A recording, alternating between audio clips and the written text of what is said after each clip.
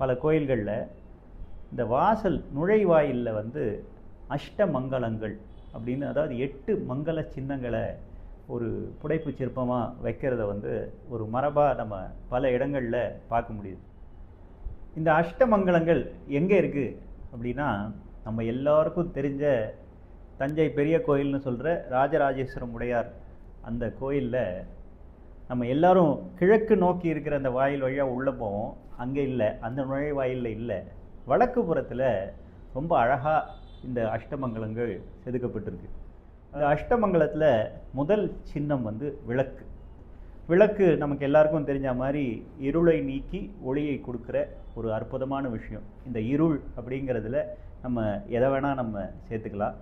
அதை நீங்கி நமக்கு வந்து ஒரு அருள் கிடைக்கிற ஒரு அற்புதமான முதல் மங்கள சின்னம் விளக்கு. அஷ்டமங்கலத்தில் 2வது மங்கள சின்னம் கொடி. கொடி அப்படிங்கிறது நம்மளுடைய மரபின் பெருமையையும் நம்மளுடைய வெற்றியையும் குறிக்கக்கூடிய ஒரு சின்னம். 3வது மங்கள சின்னம் அஷ்டமங்கலத்தில் சிம்மம், சிங்கம். இந்த சிங்கம் எதை குறிக்குதுன்னு நான் உங்களுக்கு சொல்ல வேண்டிய தேவையே இல்லை. அது வந்து சிங்கங்கிறது ஒரு ராஜா, ஒரு கம்பீரம். அது வந்து கரேஜையும் ஸ்ட்ரென்த், நம்மளுடைய வீரத்தை குறிக்கக்கூடிய, வீரத்தை நமக்கு கொடுக்கும்னு நம்ம நம்பக்கூடிய ஒரு அற்புதமான மங்கள சின்னம். அஷ்டமங்கலத்தில் 4வது மங்கள சின்னம் யானை. யானைங்கிறது ஒரு பேருரு, ஆனால் அது வந்து அதற்குள்ளே ஒரு அமைதி இருக்குது.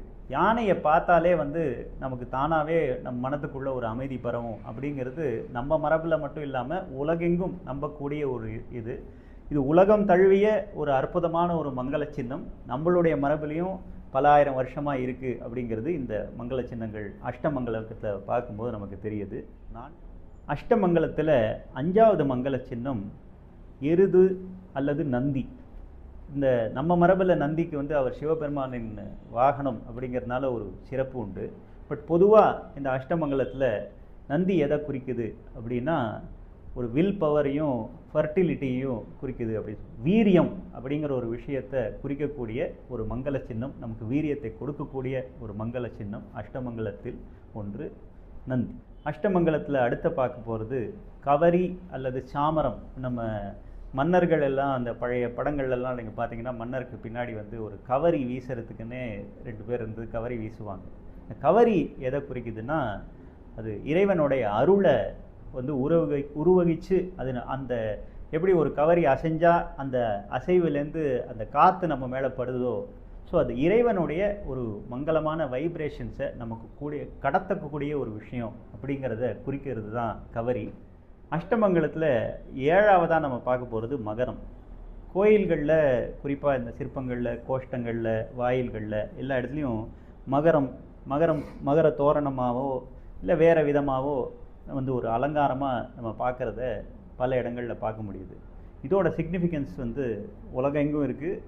எல்லாராலையும் நம்பப்படுறது என்னென்னா, இது வந்து நமக்கு ஒரு நல்ல விஷயங்களை கொடுக்கக்கூடிய, ப்ராஸ்பெரிட்டியை கொடுக்கக்கூடிய ஒரு சிம்பிள். இது ஒரு காவலையும் நமக்கு வந்து நம்ம ஒரு காப்பையும் கொடுக்கக்கூடிய ஒரு மங்களமான ஒரு சின்னம் அப்படிங்கிறது பல மரபுகளில் நம்பப்படுறது. நம்மளும் பல இடங்கள். மங்களத்தில் அடுத்தது மத்தளம். நம்ம வாழ்க்கையில் ரொம்ப முக்கியமான ஒரு விஷயம் லயம். லயம் இருந்தால் தான் நம்ம மூச்சு காற்று கூட சீராக இருக்கும். எல்லாத்துலேயும் நம்ம லயத்தை கூடி ஒன்றாக நம்ம இந்த பிரபஞ்சத்தோடு இணைக்கக்கூடிய சக்தியை குறிக்கிற ஒரு அற்புதமான கருவி தான் மத்தளம். இது அஷ்டமங்கலத்தில் பல நூற்றாண்டுகளாக ஒரு முக்கியமான ஒரு மங்கள சின்னமாக இருந்திருக்கு. ஆக நம்ம வாசலில் என்ன வைக்கலாம் அப்படிங்கிறத யோசிக்கும்போது பல நூற்றாண்டுகளாக நம்ம முன்னோர்கள் வச்ச அஷ்டமங்கலத்தை வைக்கலாம் அப்படிங்கிற அந்த ஒரு பரிமாணத்தை நினச்சி பார்க்கலாம் அப்படிங்கன்னு ஒரு கருத்தை நான் இங்கே சொல்லணும்னு நினைக்கிறேன்.